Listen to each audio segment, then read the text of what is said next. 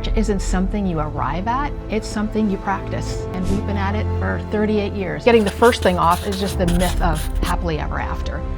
It doesn't exist. When we're working from our outside, we're defending our point of view. The duality of daily attention versus the grand gestures. I'd rather have that in a relationship than you go buy me a bigger diamond. They're built on daily intention.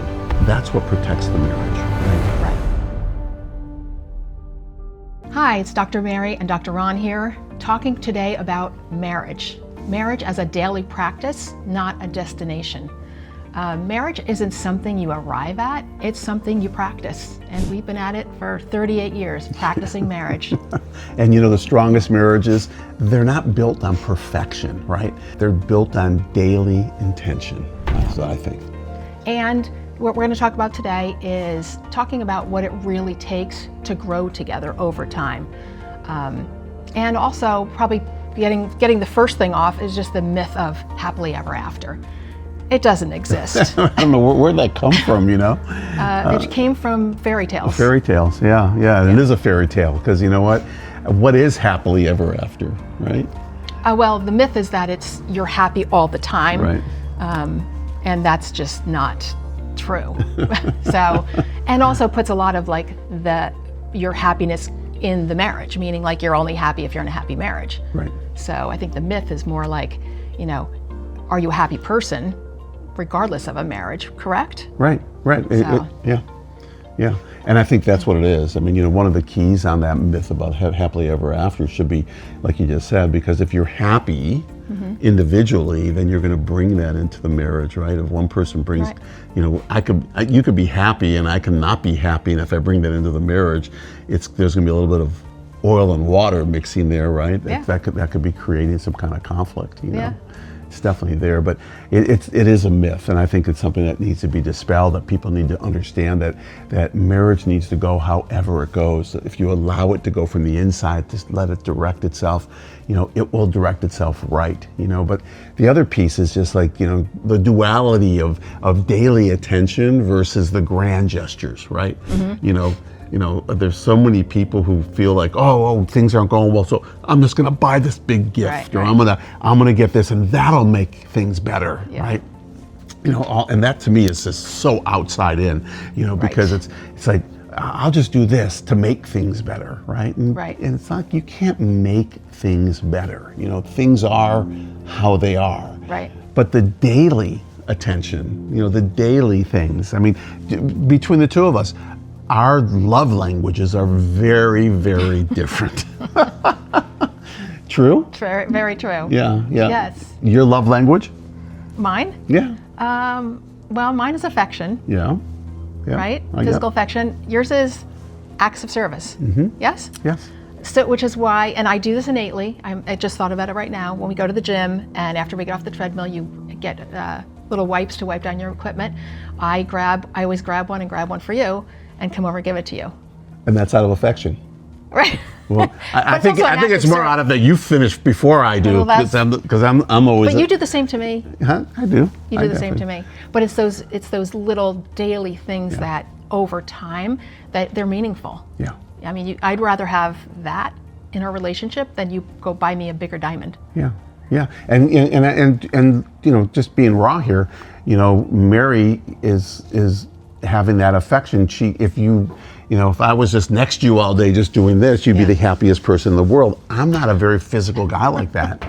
It's just not how I was brought up, you know, and I'm just not like that. So, you know, I think, you know, you've learned to kind of know that that's not going to happen. And what used to happen was when I would give physical affection, she was like a puppy who needed more and more and more and more, and that just turned me off even more. So I would just kind of back off from it, right? And then we finally found a compromise, you know, that would work. And it's interesting, you know. And it's not the whole thing about the grand gestures, though, is more about, you know, people think they can patch something by doing grand things, and it just Right. doesn't work. Yes, it might be better. Oh, honey, we're going on a vacation. I booked. You always want to go to Italy. We're going to Italy, and it's like there's Right. excitement, and there's a month of leading up to it, and then whatever. But you're just going to go back to the same place Right. afterwards. It's Yeah. a patch, Yeah. and that's all outside stuff instead of inside stuff. Right. And the inside stuff is knowing what we need to do, in our relationship for the other person, but also for ourselves. Right. Because we have to be true to ourselves. There's many times I wish I was affectionate, just I'm not wired like that, Right. Right. So I can't make myself wrong on it, which I don't. Right. But it certainly is something that we have to look at, Yeah. right? And with all the good stuff, there's also conflict. Mm-hmm. You can't talk about the good without the bad. And it's not bad, but that's probably the point I was going to make was the conflict. A lot of times couples see that as bad, like a couple that's always fighting or they're always arguing. The conflict gives you information. And I know for me personally, it gives me information of where do I need to work on myself, or where do we need to work on the relationship. Usually I would say it's communication. It's probably for most couples, right? It's where was the breakdown? What could I have done better? What can we do better? Right. How do we get back on track? And I don't look at it as that we're, that it's something negative, but I do think also relationships, it's definitely a cycle of ups and downs, and sometimes we're really up there, we're just in sync. There's other times where we're kind of, I don't like when we're kind of going in that direction where it's we're just not in sync, right? Yeah. But when we're not, I'm actually happy because it's we're coming out of it again. Or it's great, like you just said, for me, it's also just, what's the information here? What can I learn here, Yeah, right? yeah. And that doesn't mean that we have to come together in agreement, because Right, it's not right, what we're looking for. right. I'm not looking for Mary to agree with me, Right. And I hope you're not looking for me to agree with you. It's just more about good. So what is happening, and how in the inside do I interpret this, and what can I do with this, right? And it's really what it's about, instead of looking at it on a critical level. It's almost like people, they hinge their lives or their relationships based on how every day is, or every moment, and it wasn't good, or it is good, or Right. instead of, it's like the weather. The weather can change very, very Right. quickly, right? And if you lived your life based on whether you liked the weather or didn't like the weather, well, man, you're going to be up and down all the time. So the question is, is it just the daily things that we do, right, that make that happen? And I think it's the daily things. I think it's the Yeah. simple things, right? I really do. And that conflict of, the conflict is just information to be able to share more of, to talk about, and make sure that happens. Well, and just having an awareness of, having that awareness of okay, what do I need to do? Do I need to compromise right now? Do I need to communicate more? Do I need to just be alone for a period of time? Do I need to just get right with myself? It's that awareness of what do I need to do right now? Instead of just screaming, yelling, and doing all the things, or the outside in stuff, the grand gestures, or just something from outside in that you think is going to fix it Right. or change it, when the truth is we know that the change comes from the Within, inside, from the inside, From the baby. inside out, Yeah, so. and so when you see that conflict, I think that the next step would be what do we do for repair, communication, trust? How do you build that? And I think that you talked about it. You said the number one thing is communication. I know one thing we don't do. We never go to bed mad at each other. Right. I could be mad at my football team lost or whatever, but we don't go to bed mad at each other. It's just something that we don't do, and it's a non-negotiable for us, actually, and it's just how we operate, and even if it's just talking. And I could be upset about something that took place during the daytime, or how Mary handled a certain thing that I felt wasn't appropriate towards me, but I won't go to bed mad about it. We'll talk about it, or we'll just, get back into some form of energy where we have affinity for each other Right, at that moment, right. and that makes all the difference in the world. I don't know what it would be like to go to bed mad. And then how do you wake up the next morning? Are you supposed to, I probably Still wouldn't even mad. remember, but you gotta be mad, right? I mean, that's where we were. So I'd rather do it the opposite way. But I do think that the repair portion of it in any relationship comes down to communication. It comes Yeah. down to talking, and not not, you know, when we're working from our outside, we're defending our point of view. You know, human beings, you know, I think it was Deepak Chopra in one of his books wrote that humans spend 99% of their time defending their point of view, right? And it's really not about that, you know. It's about, and I get that, but that's more outside. But on the inside level, it's like, okay, so what did I do that upset you, and how can I do better? What would you expect more of? Or, you know, this is what I saw, whatever. And just, and having, it's not therapy, just having a simple conversation around it and being honest. And that just, honesty just creates that growth, right? Yeah. And trust. And I was going to say, and trust. And that's a big one too. It's just like, I feel like when you get to the place in the relationship where you trust the other person, and trust, I mean, we could do an hour on trust, but where we just know we're solid, and you trust that this, whatever it is we're going through, we're going to get to the other side of it, and there's going to be growth out of it. And when you trust that, then I don't know, it puts you at ease. And maybe it's the ease of not putting you in fight or flight, or not having to prove your point, and just coming from a whole different place when you just sit back and trust that I trust you, I trust myself in this situation, so we're going to get through this, and let's do what we need to do to get to the other side and move through it. Yeah, and I think just recently, over the holidays, I don't know if that's when it was, but we're with our kids, and they were saying like they never grew up in a household where there was conflict. Oh, right. You know? Right. And it was really interesting. What was that conversation? It was one of our daughters who said, she said, well, I never saw you and Dad fight, and I never saw you guys like fighting or crying or getting mad. And then she kept going, saying like, almost like, had I seen that, I would have learned about resilience, or I would have learned about this. And I stopped her and I said, oh wait, we weren't hiding that from you. We weren't like going into the bedroom fighting. We weren't screaming and pulling each other's, well. You wouldn't pull my hair out. No. But what I said was, no, you saw us resolve conflict. You saw it in the kitchen.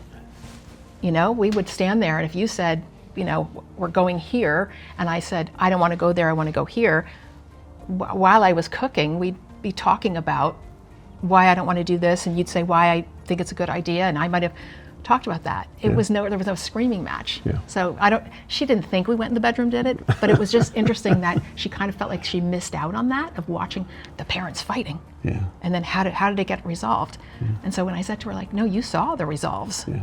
You know? Yeah. So. Yeah.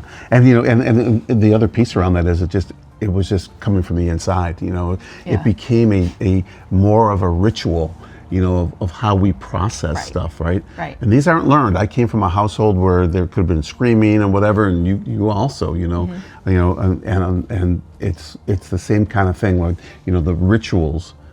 That's what protects the marriage, right? Right. You know, those rituals, and whatever those rituals might be for you, or things that you can look at. You know, I know that when we were in practice together and raising kids, you know, we never practiced at the same time, but we had a non-negotiable. We had a Tuesday night date night, right? Tuesday date night. Yep.